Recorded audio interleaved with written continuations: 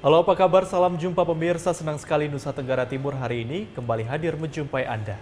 Ya, sejumlah informasi menarik dan teraktual dari berbagai daerah di Nusa Tenggara Timur telah kami siapkan untuk Anda. Mengawali perjumpaan kita, berikut kami tampilkan cuplikan berita utama. Jumlah pengangguran di Manggarai Timur hingga tahun 2023 sebanyak 3.197 orang.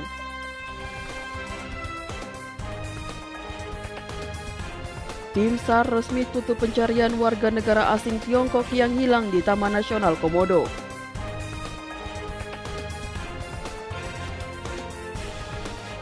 Kejari Kabupaten Ende amankan uang ratusan juta rupiah dalam perkara korupsi tahun 2023.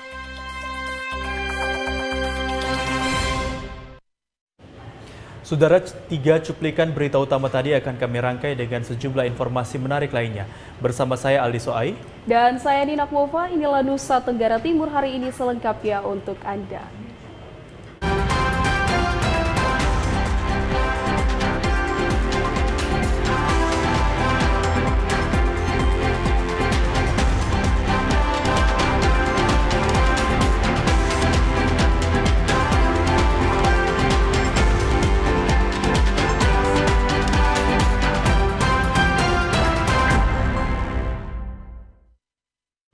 Kita awali berita pertama, Saudara. Jumlah pengangguran di Kabupaten Manggarai Timur hingga tahun ini berjumlah 3.197 orang dan jumlah pengangguran terbanyak ada pada laki-laki.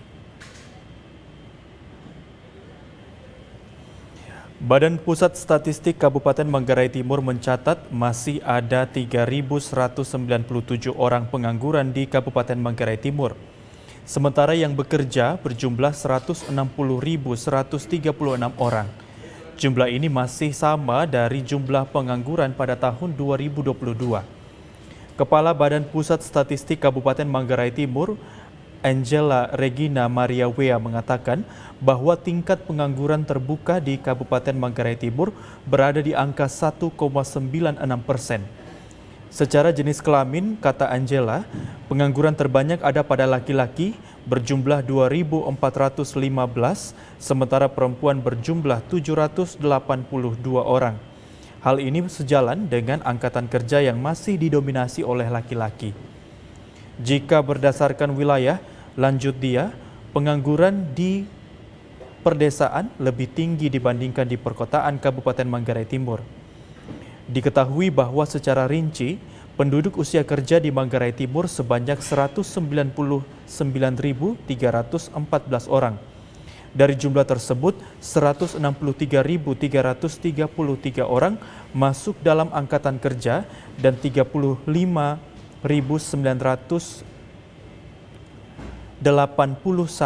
bukan angkatan kerja. Kami sangat mengharapkan agar pemerintah terus menciptakan peluang untuk masyarakat mampu berdikari. Salah satunya misalnya memberikan kartu keluarga bagi penduduk yang sudah berusia 18 tahun ke atas. Dengan memiliki kartu keluarga sendiri, mereka memiliki rasa tanggung jawab sebagai kepala keluarga, artinya pikirannya untuk bertanggung jawab itu sudah mulai ada. Dan kami mendorong untuk menciptakan kita berdikari secara ekonomi, masing-masing kita harus mandiri. Dari Kabupaten Manggarai Timur, Paulus Tengko, TVRI NTT. Pemirsa merasa prihatin dengan nasib para petani jelang persiapan musim tanam pertama. Wakil Bupati Malaka, Kim Taolin, turun langsung ke lahan warga di Desa Halibasar, Kecamatan Wewiko, guna melihat secara dekat persoalan yang dihadapi para petani. Terlihat Wakil Bupati Louis Luki Taolin atau akrab disapa Kim Taolin bersama para petani berjalan menyusuri kebun para petani yang sedang digarap pada Rabu sore tanggal 11 Oktober kemarin. Kunjungan ke lahan warga guna melihat secara dekat dan mendengar keluh kesah para petani jelang persiapan lahan untuk musim tanam pertama. Para petani menyambut baik kedatangan orang nomor 2 di Kabupaten Malaka itu dengan duduk bersama di dalam kebun sambil bertukar ide dan juga gagasan demi memperjuangkan nasib mereka di Kabupaten Malaka. 5 unit traktor sudah beroperasi di beberapa desa di 4 kecamatan dan yang terdata sudah puluhan hektar milik para petani yang telah digarap. Di Desa Halibasar sudah mencapai belasan hektar yang diolah. Dan program ini diharapkan dapat membantu nasib para petani di Kabupaten Malaka agar jauh lebih baik dari tahun-tahun sebelumnya.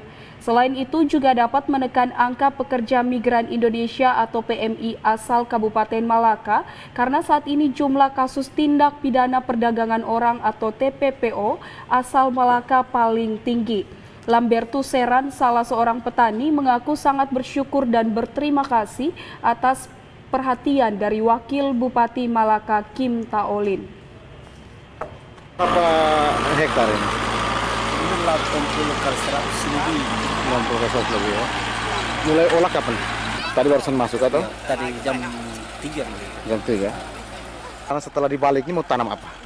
Tanam jagung, kacang, iya bersyukur.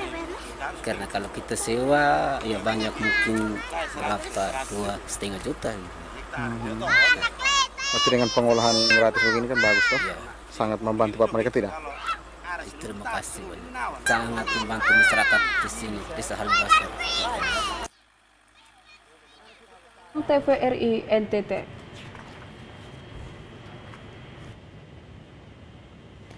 Badan Penanggulangan Bencana Daerah BPBD Kabupaten Nagekeo menggelar simulasi bencana di Kelurahan Danga, Kabupaten Nagekeo. Kegiatan ini sebagai upaya peningkatan kapasitas masyarakat ketika terjadi bencana.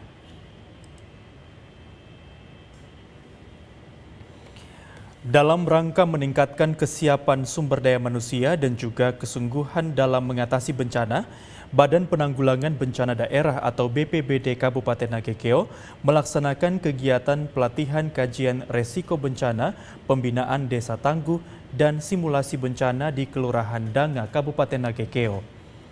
Kegiatan ini melibatkan semua stakeholder yang ada di tingkat kelurahan. Para peserta diajarkan berbagai materi dan praktek ketika terjadi bencana. Kabid Pencegahan dan Kesiapsiagaan BPBD Nagekeo, Marianus Dakidaya menjelaskan, kegiatan simulasi bencana merupakan salah satu upaya tanggap cepat bencana kepada petugas ataupun masyarakat. Hal ini sebagai upaya dalam pertolongan pertama pada saat terjadi bencana dan kedaruratan bencana. BPBD Kabupaten Nagekeo telah melakukan simulasi bencana pada instansi pemerintah dan juga desa kelurahan yang ada di Kabupaten Nagekeo guna mewujudkan desa tanggap bencana.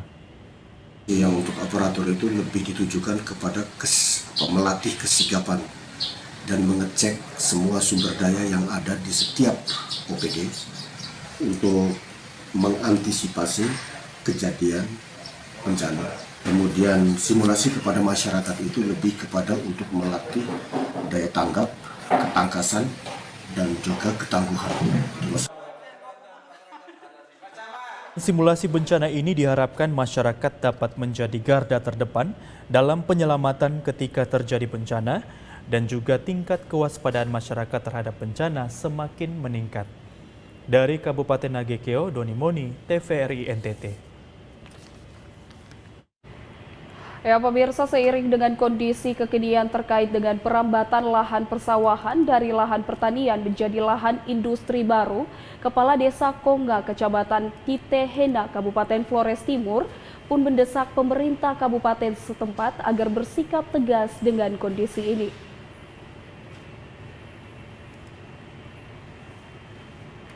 Kepala Desa Kongga Aloysius Sinyokung kepada TVRI menjelaskan lahan pertanian di persawahan Kongga saat ini menjadi salah satu kawasan industri baru, antara lain budidaya peternakan ayam petelur dan pembangunan minimarket di kawasan lahan tidur yang masuk dalam peta kawasan pertanian persawahan Kongga. Dengan pembangunan kawasan industri tersebut, mengakibatkan ratusan pohon bakau pun ikut ditebang. Dan sementara hutan bakau ini ditanam oleh masyarakat dari 3 desa pendukung persawahan Konga, yaitu Desa Konga, Kobasoma, dan masyarakat dari Desa Lewolaga, dengan tujuan menjaga habitat laut dan mengurangi dampak abrasi di kawasan persawahan Konga. Sementara dampak lainnya dari pembangunan minimarket di kawasan lahan tidur dalam kawasan persawahan Konga tentunya akan berdampak pada pengurangan lahan persawahan dan sekaligus memotivasi masyarakat untuk kedepannya akan membuka permukiman baru di kawasan ini. Untuk pemerintah desa, hari ini kami sudah mengkaji di tingkat desa bahwa sesuai dengan aturan di lahan pertanian itu tidak boleh dibangun bangunan fisik permanen yang dibuat untuk misalnya usaha dan sebagainya. Karena memang per hari ini potensi kita itu keseluruhannya untuk wilayah persawahan dan irigasi itu sebanyak 300. Dan program desa untuk bagaimana bisa mengoptimalkan potensi yang ada. Dan kami di desa sudah menyepakati untuk tidak mendirikan bangunan di sini, tapi semisalnya pemerintah daerah dan sebagainya sudah mengeluarkan izin yang terhadap ini, maka kami juga akan bisa berkonsultasi atau konfirmasi kembali terkait dengan ini. Kondisi ini, Kepala Desa Konga pun berharap adanya sikap tegas dari pemerintah Kabupaten Flores Timur sehingga aktivitas perluasan lahan industri di kawasan persawahan Konga dapat ditinjau kembali dan bila perlu dihentikan segala bentuk aktivitasnya sehingga tidak mengganggu sekaligus mengurangi lahan pertanian di kawasan persawahan Konga. Dari Flores Timur, Patman Werang, TVRI NTT. Saudara, informasi menarik lainnya masih akan kami hadirkan bagi Anda sesaat lagi. Untuk itu tetaplah bersama kami.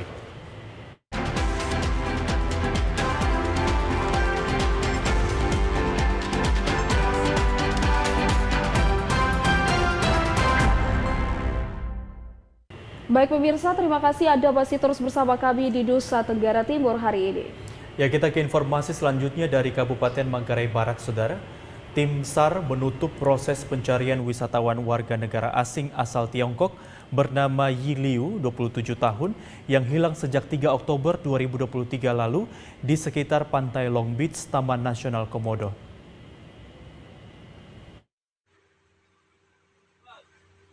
Proses pencarian Yi Liu, wisatawan asal Tiongkok, ditutup di hari pencarian ke-7. Pihak Basarnas menutup pencarian karena sudah tidak efektif dan tanda-tanda penemuan korban sudah sangat kecil. Namun, apabila di lain hari korban ditemukan, maka operasi SAR akan dibuka kembali. Penutupan operasi SAR hari ke-7 ini berdasarkan pada Undang-Undang Pelaksanaan Pencarian dan Pertolongan sesuai nomor 29 tahun 2017 pasal 34, di mana pelaksanaan pencarian dan pertolongan dilaksanakan dalam jangka waktu paling lama 7 hari. Pelaksanaan pencarian korban pada hari ke-7 pergerakan Alutri Pos SAR Manggarai Barat, Seariderka SOP Labuan Bajo, kapal pinisi Kifatsa dan Sekoci di sekitar lokasi kejadian, namun hasil nihil, korban pun dinyatakan hilang. Dari Labuan Bajo, Alexandro Hatol, TVRI NTT.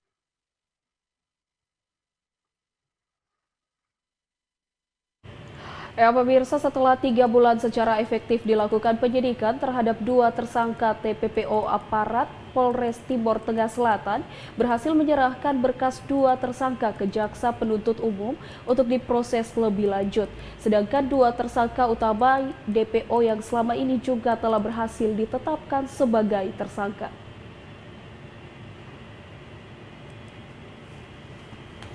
Kasat Reskrim Ibtu Joel Dolu di ruang kerjanya mengatakan 2 tersangka tindak pidana perdagangan orang atau TPPO berinisial HS dan RH berhasil dibekuk bulan Juli lalu. Pihaknya juga telah menyerahkan berkas penyidikan tahap 1 ke Jaksa Penuntut Umum. Jaksa Penuntut Umum melalui tahap P21 memberikan petunjuk agar dilengkapi dengan proses restitusi ganti rugi kerugian material terhadap korban yang difasilitasi oleh Lembaga Perlindungan Saksi dan Korban Republik Indonesia. Pihaknya selaku penyidik kemudian menyerahkan berkas perkara 2 tersangka berinisial HS dan juga RH, beserta barang bukti ke Jaksa Penuntut Umum dan Kejaksaan Negeri Timur Tengah Selatan karena berkas dinyatakan lengkap. Sementara 2 tersangka utama berinisial AS dan JA yang selama ini masuk dalam daftar pencarian orang telah berhasil ditetapkan menjadi tersangka setelah usai dilakukan gelar perkara bersama pada Rabu tanggal 4 Oktober 2023 lalu.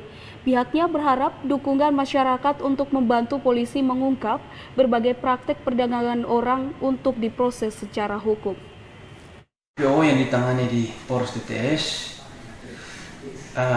pada tanggal 4 Oktober 2023 itu telah dilakukan gelar perkara, dan dalam putusan gelar perkara itu merekomendasikan untuk ditetapkan lagi 2 tersangka baru dengan inisial AS dan inisial JA. Dan tersangka 2 yang pertama yaitu HS dan RH telah dilakukan tahap 2 pada hari Kamis tanggal 5 Oktober 2023. Dirinya menambahkan pihaknya selaku penyidik akan bekerja dan berjuang maksimal untuk menjemput dalam waktu dekat 2 tersangka utama untuk diproses lebih lanjut. Evan Baitanu, TVRI NTT. Komisi Pemilihan Umum Kabupaten Flores Timur terus memperluas jangkauan sosialisasi dalam mengedukasi para pemilih milenial. Media sosial menjadi lokus yang dikuatkan mengingat para penerus estafet pembangunan pada umumnya menjadi pengguna media sosial aktif.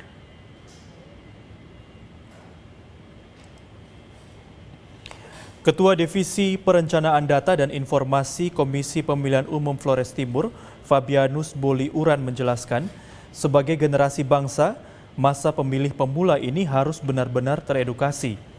Artinya para pemilih potensial yang jumlahnya sangat besar hendaknya dapat berperan aktif dalam pesta demokrasi pemilu nasional tahun 2024 mendatang dengan memberikan hak politik masyarakat pemilih pemula secara rasional.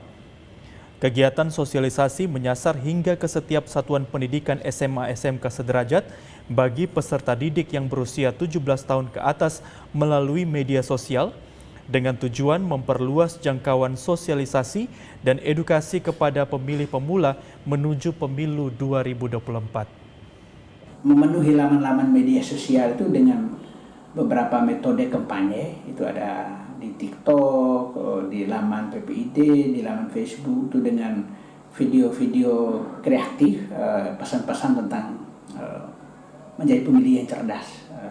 Hari H jangan lupa datang membawa ke TPR, dan kita senangkan beberapa teman itu coba mengemasnya dalam dialek bahasa Lamholot, jadi pesan-pesan, jadi pesan tidak hanya ke para pemilih pemuda tapi para orang tua itu semua. Jadi itu yang kita terus melakukan kampanye, dan teman-teman ad hoc di tingkat PPK maupun PPS juga gencar tiap hari itu melakukan kunjungan, terus memanfaatkan corong desa, melakukan pengumuman, terus ada beberapa foto-foto yang dikirim itu ketika hari Minggu selesai ibadat, teman-teman ad hoc diberi panggung, kesempatan oleh pihak gereja untuk melakukan sosialisasi. Ia menambahkan kampanye media sosial menjadi penting dengan pertimbangan mudah dan bisa diakses oleh banyak orang, khususnya generasi milenial untuk mengetahui tentang hal-hal yang berkaitan dengan pesta demokrasi dan kepemiluan. Selain itu juga, Fabianus Boli Uran pun berharap selain penyelenggara dalam mencerdaskan para pemilih muda, tetapi dibutuhkan juga peran aktif dari para kontestan pemilu sehingga tidak ada pemilih milenial tersebut yang tidak menggunakan hak pilihnya pada 14 Februari 2024 mendatang. Dari Kabupaten Flores Timur, Patman Werang, TVRI NTT.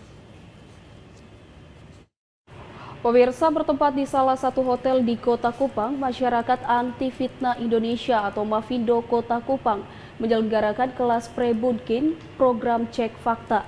Kegiatan ini menyasar seluruh masyarakat umum. Kelas pre-banking memberikan pemahaman kepada masyarakat, khususnya peserta terkait bagaimana mencegah pemberitaan berita hoaks yang beredar dalam masa-masa pemilu, sehingga bisa mengantisipasi penyebaran berita hoaks. Materi yang diberikan dalam kelas pre-banking ini mengenai apa itu misinformasi dan disinformasi, bentuk-bentuk hoaks, serta memberikan edukasi bagaimana membuat konten kebal hoaks. Kelas pre-banking ini menyasar seluruh masyarakat umum dan pun lebih difokuskan kepada penyelenggara pemilu. Kegiatan ini diikuti oleh berbagai kalangan seperti komunitas teman tuli Kota Kupang, pemuda Gemit, Kohati Kupang, dan juga influencer Kota Kupang. Rosi Pabaswan selaku koordinator Mavindo wilayah Kota Kupang berharap dengan adanya kelas pre-banking ini, para penyelenggara pemilu mempunyai kemampuan untuk membuat konten edukasi anti hoax sehingga masyarakat lebih banyak teredukasi. Kelas pre-banking ini kan intinya bagaimana masyarakat itu bisa mencegah hoax sebelum hoax itu beredar. Nah, salah satu cara mencegah hoax adalah mereka tentu mempunyai pemahaman. Dalam konteks pemilu misalnya, mereka bisa tahu hoax-hoax yang muncul pada saat pemilu, misalnya tentang KTP, WNA punya KTP dan sebagainya. Irenius Alupan, salah satu peserta, mengatakan kelas pre-banking program cek fakta ini sangat baik. Menurutnya, kegiatan ini menjadi pelajaran bagi orang-orang yang ada dalam lingkaran media maupun masyarakat umum untuk lebih pandai penyaring informasi yang diterima. Bahwa kegiatan Mavindo ini tidak hanya dilakukan di Kupang, tetapi juga mencakup beberapa kabupaten yang ada di Nusa Tenggara Timur dan juga menyentuh berbagai lapisan masyarakat, sehingga berita atau hoax yang beredar itu lebih cepat diredam dan kita semua memiliki peran, ikut ambil bagian, orang-orang mengambil bagian untuk mencegah hoax. Dari Kota Kupang, Agung Pras, Kristo Dapo, TVRI NTT. Saudara, informasi seputar kenaikan harga beras yang semakin masif akan kami hadirkan bagi Anda sesaat lagi. Tetaplah bersama kami.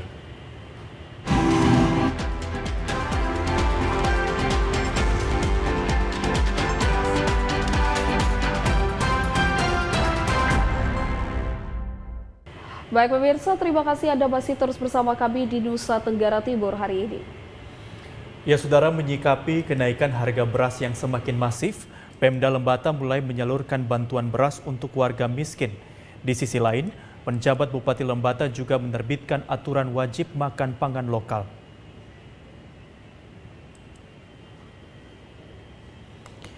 Pemerintah Kabupaten Lembata telah menyalurkan bantuan beras untuk warga miskin sebagai upaya antisipasi kenaikan harga beras.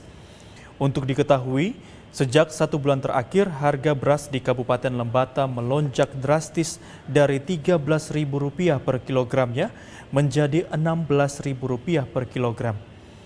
Menyikapi kenaikan harga beras ini, penjabat Bupati Lembata Mateo Stan mengatakan, Pemda Lembata telah menyalurkan bantuan beras kepada warga miskin. Setiap kepala keluarga mendapatkan bantuan beras sebanyak 10 kg. Di sisi lain, Pemda Lembata juga terus mendorong warga untuk mengkonsumsi pangan lokal. Mateus bahkan telah menerbitkan aturan wajib makan pangan lokal untuk setiap kegiatan yang diselenggarakan Pemda, baik saat rapat pemerintah maupun kegiatan yang melibatkan masyarakat banyak. Selain menghemat keuangan daerah, aturan ini juga dianggap sebagai salah satu upaya mendorong masyarakat kembali ke pangan lokal. Saat ini Pemda menyiapkan 2 skema bantuan beras untuk masyarakat, yakni beras untuk ketahanan pangan dan bantuan sosial pemerintah. Setiap hari harus menggunakan makanan lokal, mau singkong, mau ubi, mau pisang harus gunakan. Untuk agenda-agenda pemerintah? Semua, karena kalau beras ini kan semua di mana-mana terjadi. Dampak beras ini kita mengantisipasi. Kami punya beras-beras ketahanan pangan sama beras bantuan sosial udah turun. Sekarang lagi proses ke lapangan. Ya, Pos dan Giro lagi persiapan ngantar. Kemudian kami punya beras ketahanan pangan pun sudah proses yang 10 kilo per masyarakat miskin. Ya. Dari Kabupaten Lembata, Andrea Tagoran, TVRI NTT. Ya pemirsa, Kejaksaan Negeri ND mengamankan barang bukti berupa uang Rp283.350.000 dalam perkara tindak pidana korupsi yang terjadi selama tahun 2023.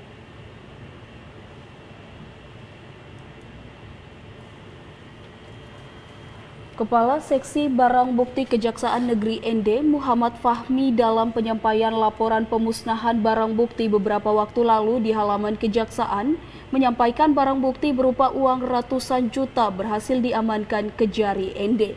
Uang tersebut berasal dari 2 perkara tindak korupsi yang dikembalikan oleh tersangka maupun saksi. Ia pun menyampaikan kedua perkara tersebut masing-masing perkara tipikor kasus dana komite SMK Negeri 1 ND sebesar Rp272.550.000 dan perkara kasus BPBD Kabupaten ND sebesar Rp10.800.000. Ia juga menambahkan barang bukti tersebut disetor ke BRI Cabang ND dengan kode rekening berupa rekening penerimaan lainnya atau RPL dan uang-uang tersebut disetor ke rekening oleh para pihak yang bermasalah. Sedangkan Kejaksaan hanya menerima slip penyetor sebagai bukti telah menyetor. Dari ND, Obitani, TVRI NTT.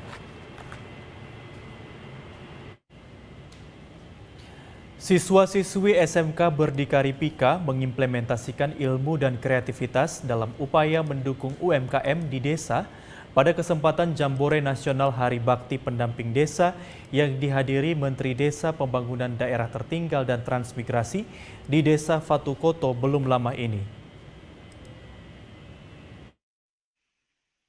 Kepala SMK Berdikari Pika, Franky Lakapu menjelaskan, pihaknya merasa senang karena pada momentum bersejarah Jambore Nasional Hari Bakti Pendamping Desa dapat dihadiri langsung Menteri Desa, Pembangunan Daerah Tertinggal dan Transmigrasi belum lama ini di Desa Fatukoto, Kecamatan Molo Utara, Kabupaten Timur Tengah Selatan.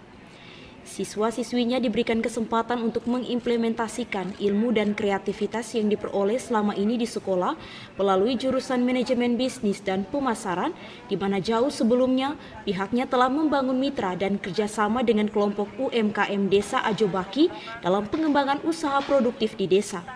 Dengan demikian dirinya berharap ke depan event-event bermartabat seperti ini, siswa-siswinya terus dilibatkan sebagaimana visi dan misi SMK, sekolah yang dipersiapkan untuk menjawab lapangan kerja. Kegiatan kemarin merupakan bentuk kerjasama SMK Berdikari Pika dan UMKM yang ada di Ajobaki, khususnya UMKM Sukamaju.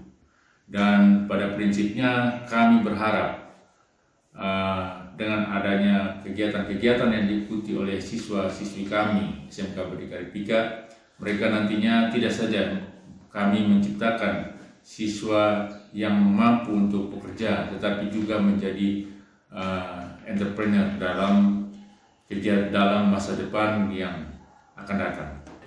Kendati demikian, dirinya juga terus membuka diri untuk membangun mitra dengan berbagai pihak demi pengembangan ilmu dan masa depan siswa-siswinya lebih baik setelah tamat dari SMK Berdikari. Sebagaimana yang dilakukan pada kegiatan Jambore Nasional Hari Bakti Pendamping Desa, semua kuliner kelompok UMKM yang meramaikan suasana Jambore tersebut saat pameran semuanya berasal dari karya siswa-siswi SMK Berdikari Pika. Dari Timur Tengah Selatan, Evan Baitanu, TVRI NTT.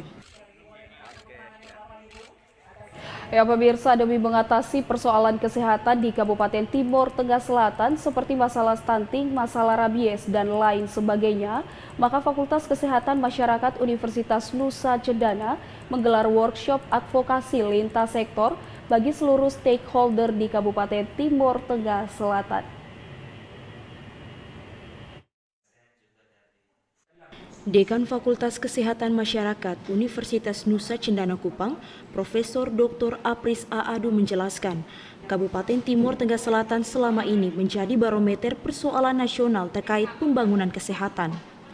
Itu sebabnya pihaknya memandang perlu untuk melakukan workshop sehari dalam rangka membangun koordinasi dan mengadvokasi berbagai permasalahan yang kompleks pada lintas sektor, mulai dari kepala puskesmas, camat, para kepala dinas, pemimpin organisasi perangkat daerah dan wartawan untuk mendapatkan pemahaman sebuah program perencanaan dalam rangka kebijakan pembangunan kesehatan di Kabupaten Timur Tengah Selatan.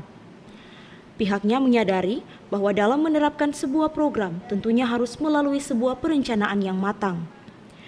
Namun, untuk menghasilkan dampak yang baik dari sebuah permasalahan, perlu adanya kolaborasi dan kerjasama lintas sektor.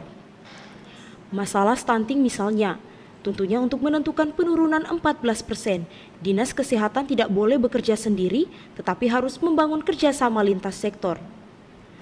Ia menambahkan, Kabupaten Timur Tengah Selatan yang menjadi pilot proyek yang ditentukan oleh Kementerian Kesehatan Republik Indonesia, diharapkan adanya sinergitas yang baik dari semua stakeholder yang ada untuk bersama-sama bekerja menuntaskan persoalan yang kompleks dan urgen di Kabupaten Timur Tengah Selatan.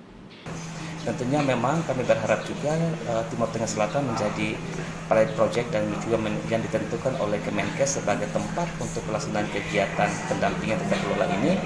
Kami juga berharap bahwa adanya sinergitas daripada semua stakeholder yang ada di sini, dimulai daripada kepala puskesmas, camat, kemudian juga dinas, dan bahkan kami juga sangat berharap memang adanya dukungan yang luar biasa dari Pak Bupati.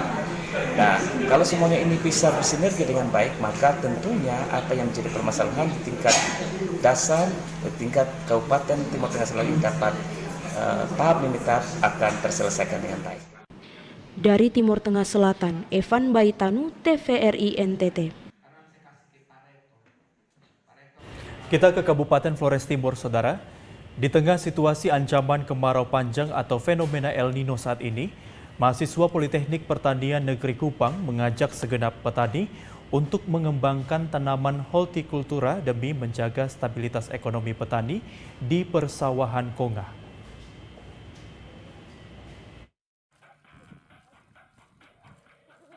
Koordinator Tim PKL Mahasiswa Politani Kupang, Siprianus Ngani, kepada TVRI menjelaskan, dalam kegiatan PKL selama sebulan ini, dirinya bersama sesama mahasiswa lainnya terus mendorong pengembangan program P2L atau Pekarangan Pangan Lestari bersama para gapoktan di area persawahan Konga dengan memanfaatkan sisa air di musim kemarau dengan menanam tanaman hortikultura baik di pekarangan rumah maupun di area persawahan yang belum digarap akibat keterbatasan pasokan air yang mengairi persawahan petani.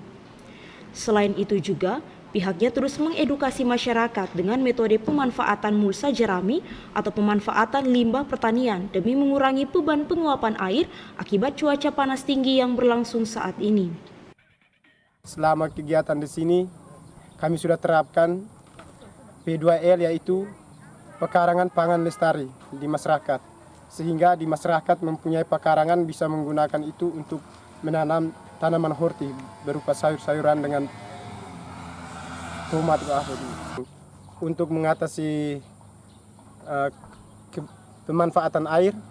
Sudah kami terapkan dengan pembuatan mulsa jerami sehingga masyarakat bisa gunakan limbah-limbah pertanian, bisa gunakan untuk di bedeng sehingga bisa mengurangi penguapan sehingga tanah tetap terjaga dan lembab.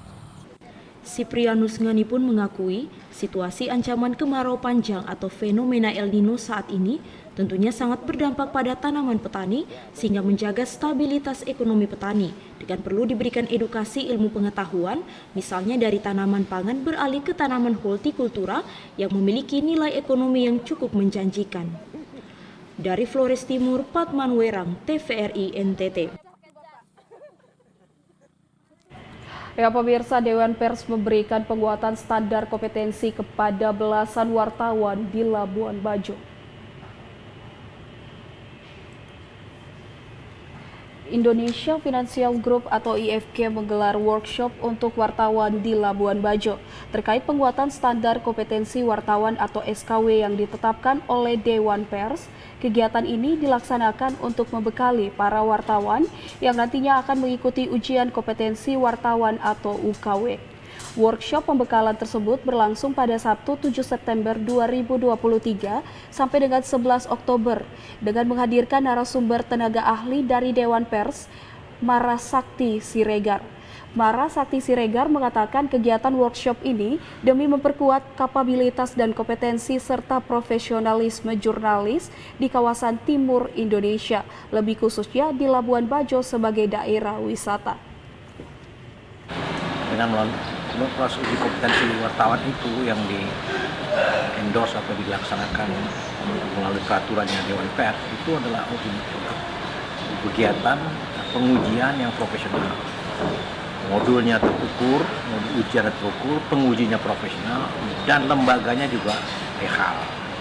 Jadi hasil uji kompetensi itu akan betul bisa memperkuat posisi wartawan, terutama mereka yang bekerja di Labuan Bajo itu agar bisa bekerja lebih profesional lagi.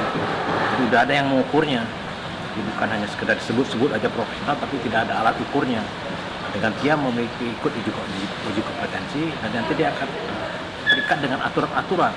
Harus tunduk pada kode etik jurnalistik, harus tunduk pada peraturan-peraturan lain, dan dari Labuan Bajo, Alexandro Hatol, TVRI NTT. Saudara, informasi menarik lainnya masih akan kami hadirkan bagi Anda sesaat lagi. Tetaplah bersama kami.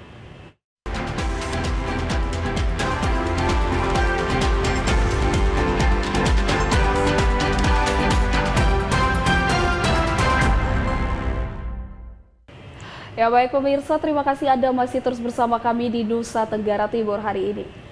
Ya, kita ke informasi selanjutnya, Saudara. Pengujian terkait kelayakan kendaraan bermotor sangat penting guna memastikan keselamatan pengguna kendaraan agar terhindar dari kecelakaan maupun hal yang tidak diinginkan karena kondisi kendaraan yang tidak layak. Dengan hadirnya Balai Uji Kendaraan Bermotor, diharapkan bisa mendeteksi dini kekurangan maupun kerusakan pada kendaraan sebelum beroperasi di jalan. Launching pengoperasian unit pelaksana uji berkala kendaraan bermotor oleh Bupati Ngada, didampingi Ketua DPRD serta Dandim 1625 Ngada dan Sekda Ngada, merupakan langkah tepat guna memberikan kepastian kepada pemilik kendaraan terkait kondisi kendaraan layak atau tidak untuk beroperasi di jalanan. Peresmian yang ditandai dengan pengguntingan pita dan uji coba peralatan menggunakan kendaraan roda 2 dan 4 oleh petugas perhubungan di hadapan Bupati dan tamu undangan berjalan dengan lancar sembari bisa mengetahui kekurangan kendaraan yang harus diperbaiki. Kepala Dinas Perhubungan Kabupaten Ngada Dominikus Bobi Isu menjelaskan, secara teknis kendaraan yang beroperasi di lapangan khususnya plat kuning wajib menjalankan uji kendaraan bermotor agar bisa mendapatkan izin trayek maupun surat keterangan kelayakan bermotor demi keselamatan pengendara maupun penumpang. Secara teknis, Balai Pengujian Kendaraan Bermotor kita di Kabupaten Ngada ini sudah bisa dilakukan. Kita mengharapkan semua pemilik kendaraan yang wajib uji, yaitu kendaraan angkutan barang, kendaraan angkutan penumpang berplat kuning, dan kendaraan-kendaraan yang wajib melakukan pengujian kendaraan bermotor, kita berharap memanfaatkan aset yang ada ini. Karena setelah melakukan pengujian ini, kita bagi kendaraan plat kuning itu kita baru bisa mengeluarkan yang namanya izin trayek. Kalau mereka belum melakukan pelaksanaan uji berkala kendaraan bermotor di sini, berarti kita belum bisa mengeluarkan izin trayek. Bupati Ngada Andreas Paru menuturkan bahwa dengan adanya Balai Uji Kendaraan Bermotor maka ada pendapatan baru bagi Pemda Ngada untuk peningkatan pendapatan asli daerah, sehingga dirinya meminta masyarakat mendukung penuh uji kelayakan kendaraan bermotor secara berkala. Karena dalam visi pembangunan Kabupaten Ngada itu ada 4 keunggulan yang ingin dicapai. Pertama, unggul kualitas sumber daya manusia, yang kedua unggul ekonomi, yang ketiga unggul tata kelola pemerintahan, dan yang keempat adalah unggul sarana prasarana. Semua ini sudah tertuang dalam visi pembangunan Kabupaten Ngada, dalam konsep dalam dokumen RPJMD Kabupaten Ngada 2021-2026. Nah, hari ini adalah wujud nyata daripada unggul sarana prasarana. Pembangunan gedung dengan sarana perlengkapan bersumber dari APBD Kabupaten Ngada diharapkan dapat bermanfaat bagi masyarakat pemilik kendaraan, sehingga tidak ada lagi kecelakaan di jalan raya akibat kerusakan kendaraan yang tidak terdeteksi secara dini. Dari Kabupaten Ngada, Lexi Nuno, TVRI NTT. Ya pemirsa, penutupan Pekan Budaya Lembata telah dilakukan pada Rabu 11 Oktober malam. Pekan Budaya ini diharapkan menjadi momentum untuk menghidupkan dan melestarikan budaya dan kearifan lokal di Tanah Lembata. Penutupan Pekan Budaya Lembata tahun 2023 diwarnai dengan pengumuman kejuaraan berbagai lomba yang digelar selama 1 minggu. Bertempat di Taman Kota Swalsa Titen, penutupan Pekan Budaya ini juga diramaikan dengan berbagai atraksi seni budaya dan juga tarian dari Sanggar Tari Allegra Lembata. Penampilan musisi lokal seperti Hip Hop Lembata Foundation turut memberikan warna yang berbeda. Pekan Budaya yang diselenggarakan Dinas Kepemudaan, Olahraga dan Kebudayaan Kabupaten Lembata ini diisi dengan berbagai lomba, di antaranya tarian kreasi tradisi daerah, tarian dolo-dolo, paduan suara, dan stand-up komedi. Pejabat Bupati Lembata Mateo Stan melalui asisten 2 Setda Lembata Donatus Lajar berharap Pekan Budaya Lembata yang juga diramaikan dengan pameran UMKM ini dapat menjadi momentum untuk menghidupkan dan melestarikan budaya dan kearifan lokal di Kabupaten Lembata. Tidak hanya itu, penutupan Pekan Budaya ini juga diwarnai dengan penyerahan rekomendasi 10 pokok pemajuan kebudayaan Lembata dari Pandu Budaya Lembata kepada Kementerian Pendidikan Kebudayaan, Riset, dan Teknologi. Dari Lembata, Andri Atagoran, TVRI NTT.